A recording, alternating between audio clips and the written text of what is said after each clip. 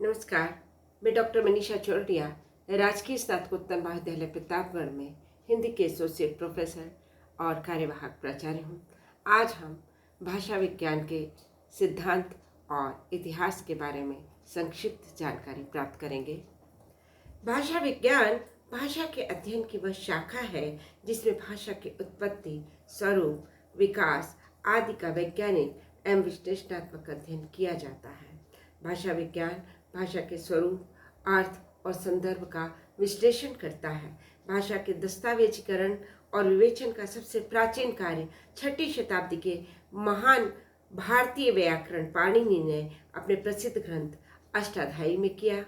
भाषा विज्ञान के अध्येता भाषा विज्ञानी कहलाते हैं। भाषा विज्ञान व्याकरण से भिन्न है।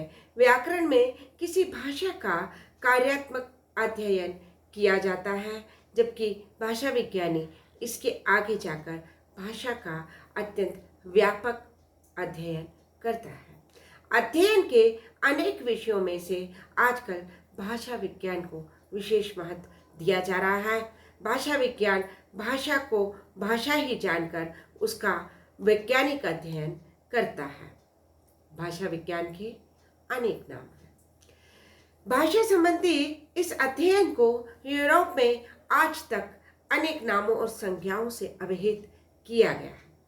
सर्वप्रथम इस अध्ययन को फिलोलॉजी शब्द के आगे विशेषण के रूप में जोड़ा गया, तब इसे कंपैरेटिव फिलोलॉजी कहकर पुकारा गया। 19वीं शताब्दी तक व्याकरण तथा भाषा विषयक अध्ययन को प्रायः एक ही समझा जाता था, अतः इसे विद्वानों ने कंपैरेटिव ग्रामर नाम भी दिया। फ्रांस में इसको लिंग्विस्टिक नाम दिया गया। फ्रांस में भाषा संबंधी कार्य अधिक होने से के कारण 19वीं सदी में संपूर्ण यूरोप में ही लिंग्विस्टिक नाम ही प्रचलित रहा। इसके अतिरिक्त साइंस ऑफ लैंग्वेज, ग्लोटोलॉजी आदि अन्य नाम भी इस विषय को प्रकट करने के काम में आए। आज इन सभी नामों में से लिंग्विस्टिक, फिलोलॉजी मात्र ही प्रयोग में लाए जाते हैं। भारतवर्ष में इन सभी यूरोपीय नामों के अतिरिक्त हिंदी भाषा में नाम प्रयोग में जो लाया जाता है इस प्रकार है: भाषा शास्त्र, भाषा तत्व, भाषा विज्ञान तथा तुलनात्मक भाषा विज्ञान। इन सभी नामों में से सर्वप्रचलित नाम भाषा विज्ञान है। इन नाम में प्राचीन और नवीन सभी नामों का समाहार सा हुआ जान पड़ता है, अतः यही नाम इस शास्त्र के लिए सर्वथा उपयुक्त प्रतीत होता है। भाषा विज्ञान का इतिहास। अपने वर्तमान स्वरूप में भाषा विज्ञान पश्चिमी विद्वानों के मस्तिष्क की देन कहा जाता है। अति प्राचीन भाषा से ही भाषा संबंधी अध्ययन की प्रवृत्ति संस्कृत साहित्य में पाई जाती है। शिक्षा नामक वेदांग में भाषा संबंधी सूक्ष्म चर्चा उपलब्ध होती है।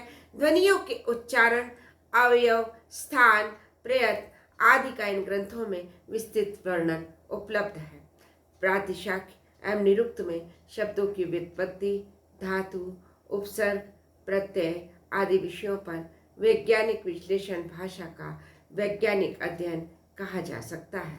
भर्तृहरि के ग्रंथ वाक्यपदीय के अंतर्गत शब्द के स्वरूप का सूक्ष्म, गहन एवं व्यापक चिंतन उपलब्ध होता है। वहाँ शब्द को ब्रह्म के रूप में परिकल्पित किया गया है और उसकी अक्षर संज्ञा बताई गई है। प्रकारांतर से यह एक भाषा अध्ययन संबंधी ग्रंथ ही है। संस्कृत साहित्य में दर्शन एवं साहित्य शास्त्रीय ग्रंथों में हमें शब्द, अर्थ, रस, भाव के सूक्ष्म विवेचन के अंतर्गत भाषा वैज्ञानिक चर्चाओं के ही संकेत प्राप्त होते हैं। संस्कृत साहित्य में यत्र तत्र उपलब्ध होने वाली भाषा विज्ञान विषयक सामग्री ही निश्चित रूप से वर्तमान भाषा विज्ञान की आधारशिला कही जा सकती है।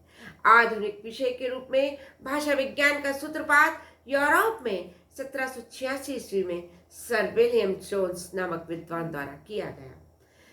संस्कृत भाषा के अध्ययन के प्रसंग में सर विलियम जोन्स ने ही सर्वप्रथम संस्कृत, ग्रीक और लैटिन भाषा का तुलनात्मक अध्ययन करते हुए इस संभावना को व्यक्त किया था कि संभवतः इन तीनों भाषाओं के मूल में कोई एक भाषा रूप ही आधार बना हुआ है। अतः इन तीनों भाषाओं के बीच, संस्कृत, ग्रीक और लैटिन के बीच एक सूक्ष्म संबंध सूत्र अवश्य विद्यमान है।